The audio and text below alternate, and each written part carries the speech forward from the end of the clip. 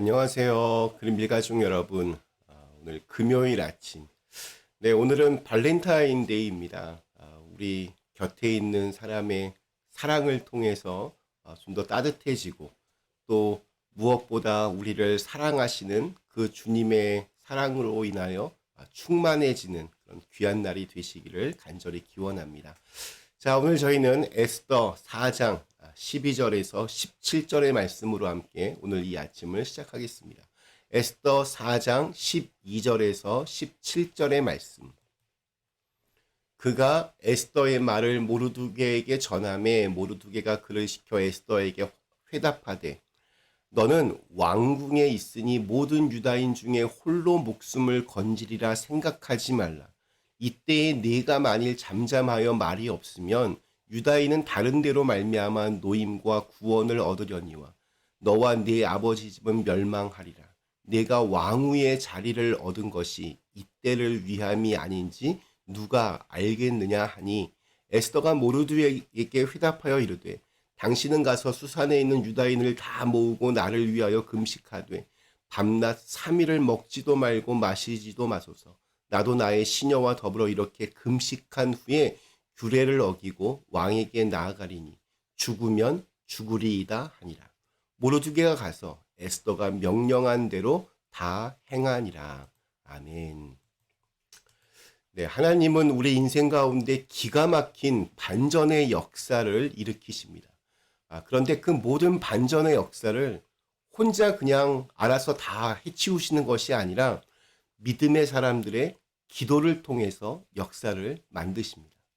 에스더서에 나오는 모든 일들과 또한 우리 삶에 일어나는 모든 일들이 이게 다 우연처럼 보이지만 결코 우연히 일어나는 게 아닙니다. 믿음의 사람들의 기도가 있기에 놀라운 역사가 일어나는 것입니다. 에스더서에 하나님이나 기도 이런 단어들은 하나도 등장하지 않지만 성경의 다른 어떤 책보다 강력한 기도의 이야기가 바로 이 에스더 말씀 속에 숨어 있습니다. 자, 지금 모든 상황들이 절망으로 치닫고 있습니다. 12월 13일이 되면 유다인들을 모두 진멸하라는 조서가 이미 다 지방 곳곳에 내려졌습니다. 이것을 막기 위해서 유다인들이 할 수 있는 것은 아무것도 없습니다. 그나마 정말 한 가닥 희망을 둘 수 있는 것은 왕후 에스더였지만 에스더 역시 왕을 만난 지가 지금 한 달이 넘었습니다. 자기 마음대로 왕 앞에 나갈 수도 없었습니다. 그랬다가는 왕후의 자리는 물론 자신의 생명까지도 위태로울 수 있었습니다. 에스더가 어떻게 왕후가 되었는지 우리 기억을 더듬어 보면 확실히 이게 참 불가능하다는 것을 알 수가 있습니다. 에스더 1장에서 왕후 와스디가 왕의 명령을 거역했기 때문에 그녀는 폐위되었고 에스더가 새로운 왕후가 될 수 있었습니다. 이 왕의 명령은 그 정도로 절대적이었고 아무리 왕후라고 해도 어쩔 수 없는 영역이었습니다. 이제 에스더는 자신이 왕의 명령을 거역해야 하는 상황을 마주합니다. 현실적인 문제에 직면한 에스더에게 모르두게는 좀 과할 수 있지만 가장 필요한 말을 전달합니다. 우리 13절과 14절의 말씀. 모르두게가 그를 시켜 에스더에게 회답하되 너는 왕궁에 있으니 모든 유다인 중에 홀로 목숨을 건지리라 생각하지 말라. 이때에 네가 만일 잠잠하여 말이 없으면 유다인은 다른 데로 말미암아 노임과 구원을 얻으려니와 너와 네 아버지 집은 멸망하리라. 네가 왕후의 자리를 얻은 것이 이때를 위함이 아닌지 누가 알겠느냐. 네가 왕후의 자리를 얻은 것이 이때를 위함이 아닌지 누가 알겠느냐. 이러면서 에스더에게 믿음의 도전을 합니다. 오늘 우리들도 어떤 선택을 하고 어떤 결정을 할 때 그것이 이때를 위함이 아닌지 좀 묵상해 볼 필요가 있습니다. 돌아보면 내가 그동안 했던 기도가 또한 내가 행했던 일들이 어떤 그 순간을 위해서 하나님의 역사의 도구가 되는 그 순간들이 반드시 있습니다. 에스더가 모르드게에게 부탁을 하나 합니다. 수상궁에 있는 모든 유대인들에게 3일의 금식 기도를 요청합니다. 저는 이 부분이 기도의 분량을 채우는 것처럼 그렇게 다가왔습니다. 우리 물리학에 보면 비등점이라는 말이 있습니다. 쉽게 이야기해서 끓는 점입니다. 물이 끓기 시작하는 온도를 말합니다. 물은 섭씨 100도에서 끓습니다. 온도가 아무리 높고 물이 아무리 뜨거워도 끓지가 않습니다. 100도에 도달하지 않으면 물은 끓지 않습니다. 아무리 99도라고 해도 물이 꽤 뜨거워도 이게 끓지는 않습니다. 기도도 마찬가지입니다. 우리의 기도가 영적 비등점까지 올라가야 합니다. 기도의 분량이 채워져야 한다는 겁니다. 그렇지 않으면 하나님의 역사는 일어나지 않습니다. 아니, 일어나도 우리가 그것을 알지 못합니다. 하지만 필요한 만큼의 분량이 채워지면 그때부터 하나님이 역사하기 시작합니다. 솔직히 하나님이 뭐 그런 거 혼자 못 하시겠습니까? 얼마든지 혼자서 어떠한 기적도 일으키실 수 있는 전능하신 하나님입니다. 그런데 놀랍게도 우리처럼 연약한 사람들의 기도를 통해서 역사하시기를 기뻐하신다는 겁니다. 이것이 얼마나 큰 은혜입니까? 이 은혜를 아는 사람들은 기도하기를 멈출 수 없습니다.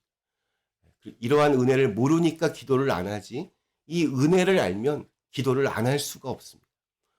어떤 기도 제목을 놓고 간절히 기도하다가 기도 시간을 마치고 일어날 때 아직 뭔가가 좀 부족하다 이렇게 느껴질 때가 있습니다.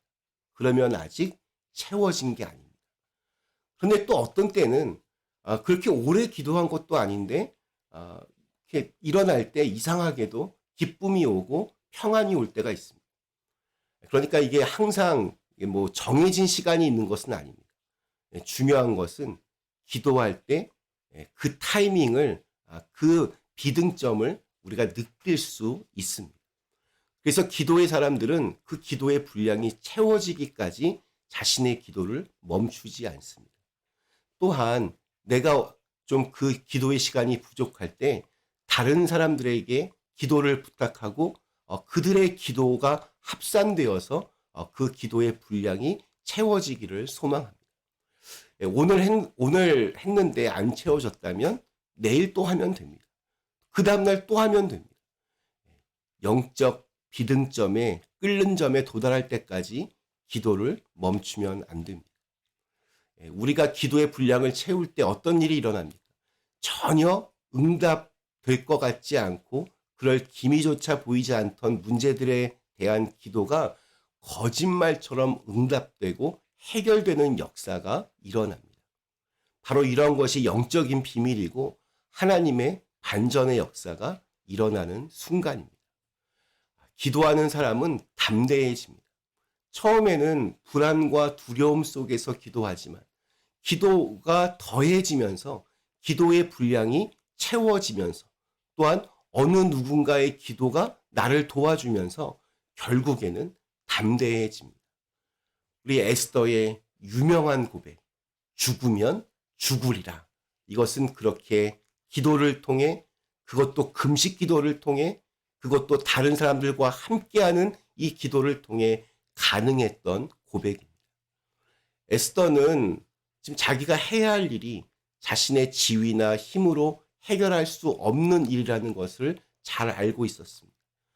그래서 자신도 기도하고 또 자신을 위해 중보 기도를 부탁하며 그녀에게 주어진 3일의 시간을 영적으로 철저하게 준비합니다. 네, 오늘 우리에게 주신 하루, 기도의 분량이 채워질 때까지, 영적인 비등점에 도달할 때까지 기도를 멈추지 말고 또 어느 누군가에게 기도를 부탁하며 또 어느 누군가를 위해 그렇게 기도하며 계속해서 이 기도에 끓는 점을 올려서 하나님이 이루어 가시는 반전의 역사를 소망하실 수 있기를 간절히 기원합니다. 잠시 함께 기도하겠습니다. 거룩하신 하나님, 늘 기도하는 사람 되게 하여 주시옵소서. 한 번 그냥 한순간 기도하는 것이 아니라 끓는 점, 물이 끓을 때까지 영적인 하나님의 그 반전의 역사가 이루어질 때까지 나도 기도하고 또 누군가에게도 기도를 부탁하고 또 나도 누군가를 위해 기도하면서 우리 모두가 하나님의 은혜의 역사를 모두가 경험하고 맛볼 수 있도록 축복하여 주시옵소서. 예수님의 이름으로 간절히 기도드리옵나이다. 아멘.